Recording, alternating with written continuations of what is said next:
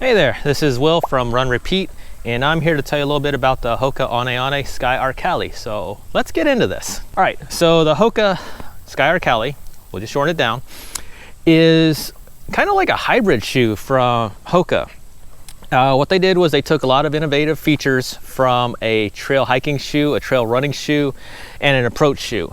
Now they talk about this being a shoe that's good for climbing mountains, and you can see behind me, I don't have any mountains near me right now, so I can tell you more about the trail aspect when it comes to hiking and with running. So we're gonna do that. But before I do, let's go ahead and go over some of the features with the Hoka Sky Arkali so you know what your money is buying here. So we start off with the Matryx upper. It is comprised partially of Kevlar, which as a former military guy, I absolutely love Kevlar, but I know that it's not breathable. What it is though is very durable, and it's not an upper that goes completely around. You see that it's like a sleeve that goes up here and it's connected together by the shoelaces. This is definitely gonna help protect you against rocks, thorns going into your shoes. I've seen one of my buddies actually posted a picture on Instagram where a thorn went through one of his Hokas like this. It was not a pretty sight. Hoka does say that this shoe is supposed to be breathable, but I'll tell you right now, if you're running with Kevlar, that part's not breathable. But anyways, into another part would be the Profly midsole. This is actually my first pair of Hoka shoes that I've ever worn, but I know a lot of my runner friends who swear by the Hoka brand because of how much cushioning is involved, and part of that is going to be because of the Profly midsole. Now, what really impresses me with this is going to be the outsole, the bottom here. As you can see, it's got Vibram, or as I say, Vibram, because I guess I'm not educated. This is their Vibram Mega Grip, and these are 5mm lugs, and this helps grip almost every terrain that's out there. I've done a bunch of running and hiking out there, and I'll say I only slipped, I'll say twice, and both times it was the same spot.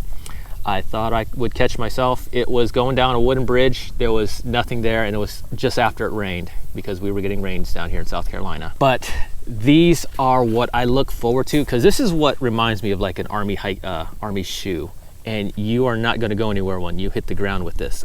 And I mean that in a good way. You're not going to lose your grip. One additional feature to bring up before I talk about up here is they've got like a little reinforced area here, and that definitely helps with keeping a little bit of damage hitting your toes, like rocks and whatnot. It also makes this durable as well.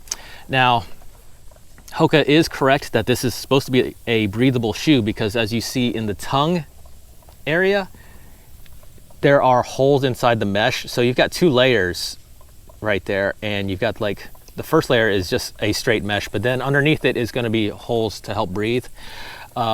This shoe does come with two sets of Velcro, one on top and one on the back. That is to help make sure that you make the shoe as tight but as comfortable as you want. You'll notice that the shoelaces go pretty much from where the toes are all the way up. You can tie off your shoelaces up here, and then you can tuck it into the tongue itself to help keep it from untying, from catching on twigs, roots, branches, all that stuff, because it will happen. I actually ran once without putting it in there, and my shoelaces did catch on some thorns, and then they pulled. I did actually have to stop to retie it. But I do love the inclusion of having a back Velcro here. Now, as you see, it's like a mid-top shoe. My wife actually thought these were basketball shoes when I first showed them to her because it looks like a high top.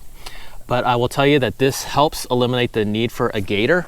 As you'll see with like the Ultra Lone Peak, it actually has a little spot for a gaiter trap, which means you need to buy a little piece of cloth to go over this whenever you're running on trails, so that way you don't get rocks in here. As a trail hiking shoe, these are phenomenal. These are lighter than other trail hiking shoes I've ever worn, or even the hiking boots that I used to wear. But as a trail running shoe, these are definitely heavier.